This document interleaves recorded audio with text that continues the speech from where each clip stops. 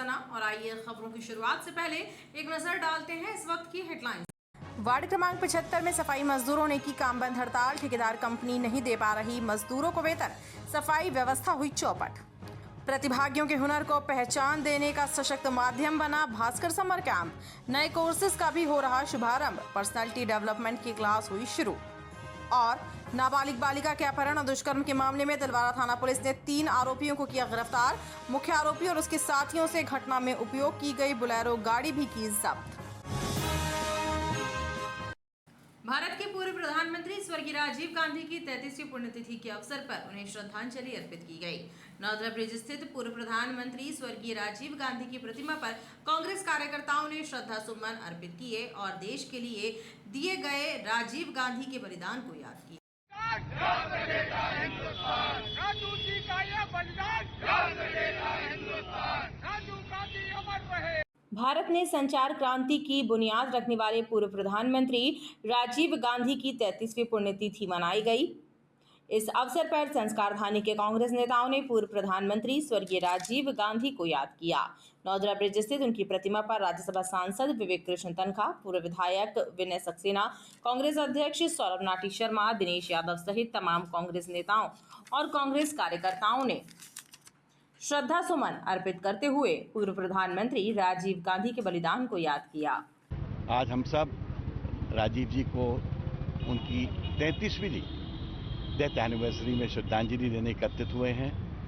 हम चाहते हैं कि राजीव जी के आदर्शों, उनके दिखाए मार्गों पे ये भारत चले। राजीव जी शांति के दूत थे, सौम्य थे, अच्छे व्यक्ति थे, दिल के बड़े थे और सबसे बड़ी चीज बहुत बड़े देशवासी थे। Thank you. जय हिंद।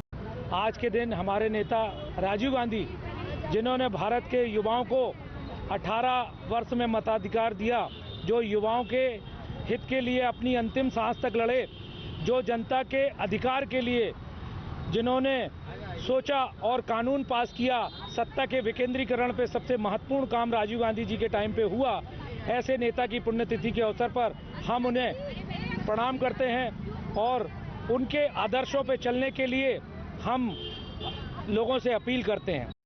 संचार क्रांति के प्रणेता, देश के पूर्व प्रधानमंत्री स्वर्गीय राजीव गांधी की पुण्यतिथि पर आज कांग्रेस जनों द्वारा उनको श्रद्धांजलि अर्पित कर शोक संवेदना व्यक्त की और कहा कि उन्होंने जो उस समय 18 साल के युवाओं को मत का अधिकार दिया था और संचार क्रांति में आज विश्व की में भारत एक सर्वोच्च स्थान रखता है, ये उनकी देन थी। और उन्होंने पंचायत राज की स्थापना करके गांव-गांव तक सरकार की योजनाओं को पहुंचाने का श्रेय हमारे राजीव गांधी को जाता है। इस तरह से आज के दिन हम उनको याद करते हुए श्रद्धांजलि अर्पित करते हैं। इस अवसर पर कांग्रेस नेताओं और कार्यकर्ताओं ने स्वर्गीय राजीव गांधी के देश प्रेम को याद कर उन्हें नमन किया। दैनिक भास्कर समर कैंप प्रतिभागियों के हुनर को नई पहचान देने का सशक्त माध्यम बन गया है। भास्कर समर कैंप की अलग अलग विधाओं की क्लास में प्रतिभागी उत्साह के साथ भाग ले रहे हैं। मंगलवार से भास्कर समर कैंप में पर्सनालिटी डेवलपमेंट की नई क्लास की शुरुआत हुई। इस क्लास में प्रतिभागियों को लाइफस्टाइल के गुर सीखने को मिलेंगे। दैनिक भास्कर समर कैंप में हर दिन प्रतिभागी कुछ नया सीख रहे हैं। अलग अलग विधाओं की क्लासेस में प्रतिभागियों का उत्साह देखते ही बन रहा है। समर कैंप में नए कोर्सेज भी आरंभ हो रहे हैं। सोमवार को जहां स्पोकन इंग्लिश की नई क्लास शुरू हुई, तो वहीं मंगलवार को पर्सनालिटी डेवलपमेंट की नई क्लास का शुभारंभ हुआ। पहले दिन प्रतिभागियों ने अपना इंट्रोडक्शन दिया और पूरे उत्साह के साथ भाग लिया।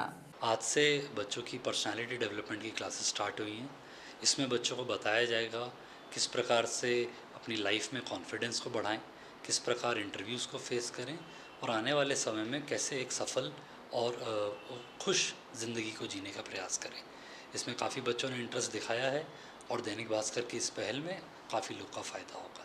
ये 1 हफ्ते की क्लासेस हैं, देखा जाएगा अगर बच्चों को इंटरेस्ट बना रहा तो हम क्लासेस का ड्यूरेशन को भी बढ़ा सकते हैं। मैं जस्ट अभी क्लास मैंने ज्वाइन किया है, लेकिन सर का बताने का वे बहुत अच्छा लगा मुझे, और जिस वे में उन्होंने मुझे काफ़ी चीज़ें समझाई वो भी समझ में आई मुझे। और वैसे आज फर्स्ट डे है, बट फिर भी सर का बोलने का और बताने का तरीका बहुत पसंद आया मुझे। स्पीकिंग इंग्लिश डेवलपमेंट इंग्लिश इसलिए सीख रहा हूँ ताकि मैं इंग्लिश में बात कर सकूँ। सर भी इंग्लिश में बात करते हैं। कैसा लग रहा है यहाँ आके? अच्छा लग रहा है। दैनिक भास्कर कार्यालय विशंबर भवन सिविक सेंटर में भास्कर समर कैंप अनावरत जारी है। यहां सुबह से लेकर देर शाम तक अलग अलग विधाओं की क्लासेस में प्रतिभागी अपनी रुचि के अनुसार भाग लेकर अपनी प्रतिभा को निखार रहे। पूर्व प्रधानमंत्री स्वर्गीय राजीव गांधी को उनकी 33वीं पुण्यतिथि पर श्रद्धापूर्वक याद किया गया। युवा कांग्रेस कार्यकर्ताओं एवं जस्टिस तनखा मेमोरियल संस्था द्वारा रजा चौक सुब्बा शाह मैदान में एक विशाल निःशुल्क स्वास्थ्य शिविर का आयोजन किया गया, जिसका लाभ हजारों जरूरतमंदों ने लिया।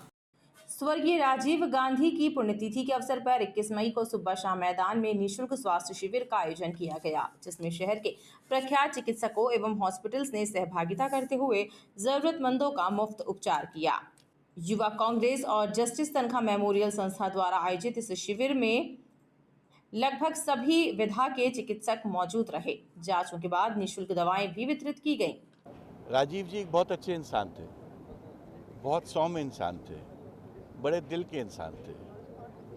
छोटी सोच उनसे बहुत दूर थी और उनका मार्टरडम अगर हम एक प्रकार से पब्लिक तक पहुंचाना चाहते हैं तो सबसे अच्छा माध्यम होता है जनसेवा।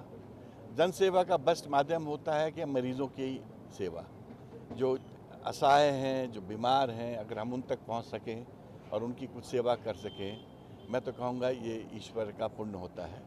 कांग्रेस कार्यकर्ताओं ने कहा कि देश के नवनिर्माण में महत्वपूर्ण भूमिका निभाने वाले स्वर्गीय राजीव गांधी सेवा कार्यों के जरिए हमेशा याद किए जाएंगे। रामपुर तिराहे के पास सड़क और फुटपाथ पर काबिज बेजा कब्जों को हटाने की कार्यवाही नगर निगम के अमले द्वारा की गई। इस कार्यवाही के जरिए सड़क से हटाकर दुकानों को हॉकर जोन में शिफ्ट कराया गया। इस कार्यवाही के चलते क्षेत्र में हड़कंप मचा रहा। यातायात व्यवस्था के लिए चुनौती बन रहे अस्थायी अतिक्रमणों को हटाने के लिए नगर निगम की टीम ने रामपुर क्षेत्र में कार्यवाही की। इस दौरान सड़क और फुटपाथ पर काबिज फल एवं सब्जी की दुकानों को हॉकर जोन में शिफ्ट कराया गया। इस कार्यवाही के चलते क्षेत्र में हड़कंप मचा रहा।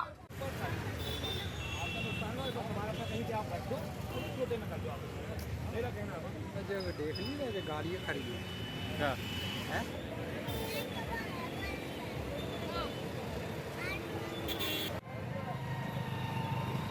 ये रामपुर मंडी में जो दुकानदारों ने आगे बना के रखा हुआ है, इनकी दुकानें बहुत पीछे बनी हुई है और ये रोड पे पूरा अतिक्रमण करके व्यापार कर रहे थे। तो इनको हिदायत दी गई कि आप अपने जगह पे जहाँ इनकी दुकानों को अलॉट किया गई है वहाँ पे अपनी सारी दुकान लगाएंगे। अभी इनको हिदायत देकर आज पूरा समझा देकर उनको हटाया गया है, यहाँ से आगे और कार्रवाई की जाएगी इन पर।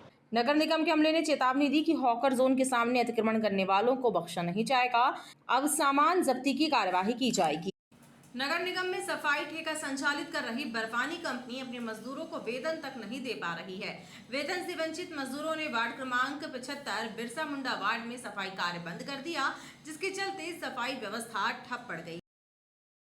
नगर निगम के उद्यान विभाग से ब्लैक लिस्टेड की गई बर्फानी सिक्योरिटी कंपनी एक बार फिर से चर्चा में है। इस कंपनी द्वारा कुछ वार्डों में सफाई ठेका भी संचालित किया जा रहा है, लेकिन उसमें भी गफलतबाजी हो रही है। वार्ड क्रमांक 75 के सफाई ठेका मजदूरों ने वेतन नहीं मिलने के कारण काम बंद हड़ताल कर दी है। मजदूरों का कहना है कि बर्फानी कंपनी 2-2 महीने तक वेतन नहीं देती है और काम पूरा कराया जाता है। मजदूरों का शोषण किया जा रहा है। 2-2 महीने सर वेतन नहीं होती है। अब हम 20 बच्चे कैसे पालें? क्या होता है, राशन वाले को बोलते हैं कि 20 तारीख को सैलरी हो जाएगी। अब 20 तारीख से उससे बोल तो दिए, अब 20 तारीख को सैलरी नहीं हुई, जवान कट गई हमारी। स्कूल के बच्चों, अब हम लोग को कॉपी किताब लेना है, कैसे लें? जब पेमेंट अपनी नहीं हो रही तो उनकी पेमेंट कहाँ से करें? अपन फीस जमा करना है, क्या करें बताओ? हम लोग बर्फानी के, आज हमारी हड़ताल है और 3-4 दिन हड़ताल रहेगी जब तक हमारी मांग पूरी नहीं हो जाएगी, जब तक हमारी पेमेंट नहीं हो जाएगी। सफाई कर्मचारी हम लोग यहाँ पे हैं, 40 के ऊपर हैं। पूरे कर्मचारी सब के सभी लोग परेशान हैं, पूरे मित्र सब साथ में काम करते हैं हम लोग। और जिसके कारण हम लोगों ने ये शिकायत यहाँ के CSI सर को भी दी, इनके HO सर को भी ये खबर पहुँचाई गई थी और इसके में कोई सुनवाई नहीं हो रही है सर। कितने महीने की पेमेंट रुकी हुई है? पेमेंट हम लोग की अब 1 महीने की रुकी हुई है और ये 20 तारीख हो गई आज। अब ये बोल रहे हैं कि हम 1 हफ्ते और लेंगे, मतलब कि 2 महीना से हम लोग पूरा 60 दिन, इनका पूरा 60 दिन हो जाएगा। अब ये 60 दिन के बाद 1 महीने की पेमेंट करेंगे। तो आप बताइए कि ये बेचारे गरीब लोग, इनको खाने के लिए घर में राशन तक नहीं है, तो ये कहाँ तक अपना पूरा करेंगे, पूरा अपना परिवार कैसे चलाएंगे? इसके कारण ये हड़ताल हुई है और इसमें यही है कि जब तक ये सैलरी नहीं करेंगे और यहाँ पे काम वार्ड क्रमांक 75 शहीद बिरसा मुंडा वार्ड में काम नहीं होगा। आपका नाम? जी हमारा नाम है बिरसा और मैं यहाँ इन सभी साथ मित्रगण हूँ, इन सबके साथ ही है, सुपरवाइजर हूँ वार्ड क्रमांक 75 का। बहरहाल नगर निगम में ऐसी कंपनियों ने जुगाड़ के दम पर ठेके ले रखे हैं जो मजदूरों का भुगतान तक नहीं कर पाती है और अधिकारी कमीशन के चक्कर में ऐसे ठेकेदारों से दोस्ती निभाते रहते हैं और खामियाजा मजदूरों व जनता को भोगना पड़ता है। जिला प्रशासन की सख्ती और कलेक्टर के प्रतिबंधात्मक आदेशों के चलते जिले में नरवाई जलाने के मामले कम हो गए हैं। यदि आंकड़ों पर नजर डाली जाए तो पिछले वर्ष जहां नरवाई जलाने के 1100 से ज्यादा घटनाएं सामने आई थीं, तो वहीं इस वर्ष अब तक 200 मामले पराली जलाने के सामने आए। फसल की कटाई के बाद खेतों में पराली को जलाने की घटनाओं को रोकने के लिए प्रशासन सख्त है। कलेक्टर दीपक कुमार सक्सेना के अथक प्रयासों और प्रतिबंधात्मक आदेशों के चलते इस वर्ष पराली जलाने की घटनाओं में कमी आई है। पिछले साल तक आज दिनांक तक जिले में पराली जलाने की 1100 घटनाएं सामने आई थी, तो वहीं अब तक ऐसे 200 मामले ही सामने आए हैं। कृषि विभाग द्वारा पराली जलाने की घटनाओं में कमी लाने के लिए किसानों को जागरूक किया जा रहा है, साथ ही उन्हें उन्नत तकनीक का इस्तेमाल कर फसलों की बुआई और कटाई करने की समझाइश दी जा रही है, जिससे पराली जलाने की घटनाएं बेहद कम हुई हैं। इस बार हमने काफ़ी प्रयास किया है। हमारे ज़िले में गेहूं की जो फसल होती है वो 1,98,000 हेक्टेयर पे गेहूं की बोनी होती है। उसमें से हमने इस बार DSR मतलब डायरेक्ट सीड से बोनी जो होती है मेथड से, जो उड़द मूंग की फसल हमारे यहाँ पर करीब 1,05,000 हेक्टेयर में हमारे ज़िले में लगाई जाती है गर्मी में, तो उसमें से लगभग हमने 45,000 हेक्टेयर में उड़द मूंग की डायरेक्ट सोइंग कराई है। तो इससे क्या है, नरवाई जलने में सीधे रोक लग जाती है और पिछले साल से इस बार घटनाएं भी नरवाई में बहुत कम हुई हैं। पिछले बार आज दिनांक तक की जो घटनाएं हुई थी, पिछले साल करीब 1100 घटनाएं हुई थी और इस बार 210 घटनाएं ही हुई हैं। तो इसमें कमी तो आई है घटनाएं में। कलेक्टर साहब के द्वारा एक आदेश भी जारी किया जाता है, प्रतिबंधात्मक आदेश, जिसके तहत जागरूकता अभियान के रूप में हमारे द्वारा प्रचार प्रसार भी किया जा रहा है, दीवार लेखन का कार्य किया जा रहा है। इन सब के माध्यम से हमने रोक लगाई है और हम उसमें काफ़ी हद तक के कामयाब भी हुए हैं।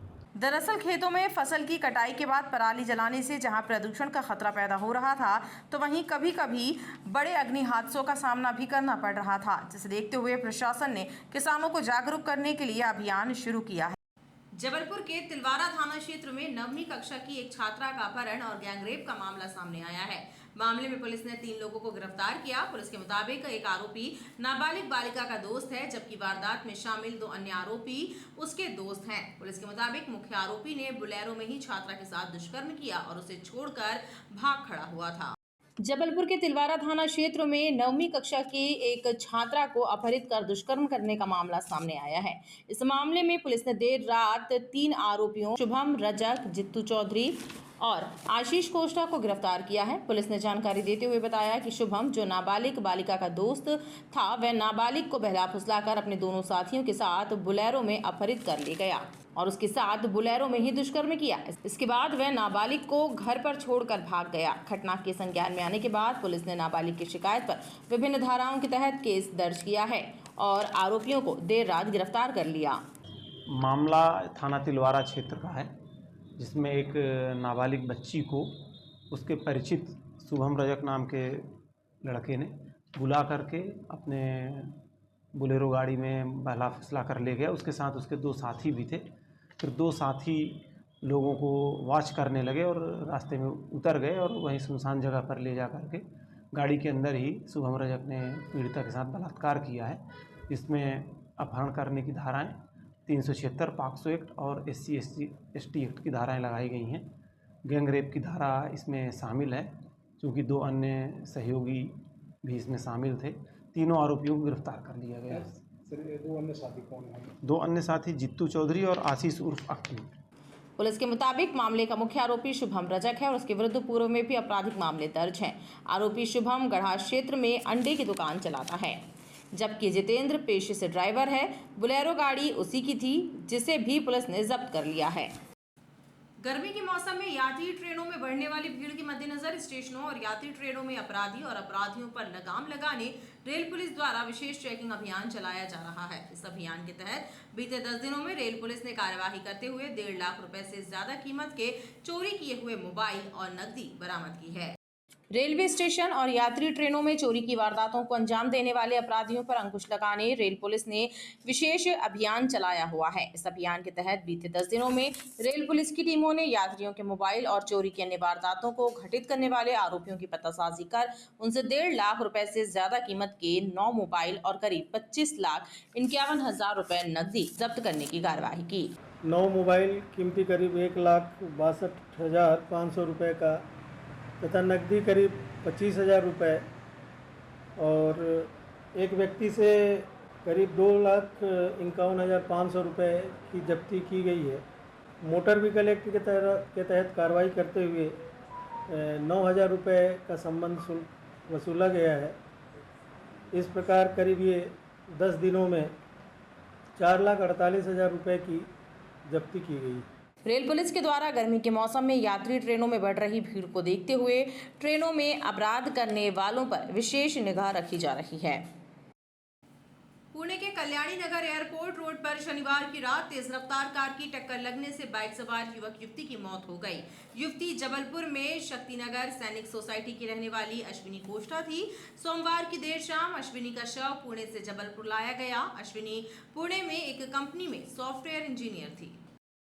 जबलपुर शक्तिनगर सैनिक सोसाइटी में रहने वाली 26 वर्षीय अश्विनी कोष्टा नामक युवती की पुणे में एयरपोर्ट मार्ग में सड़क हादसे में मौत हो गई। अश्विनी एक युवक के साथ बाइक पर सवार थी, तभी तेज रफ्तार कार ने युवक युवती दोनों को टक्कर मार दी। हादसे में दोनों की मौत हो गई।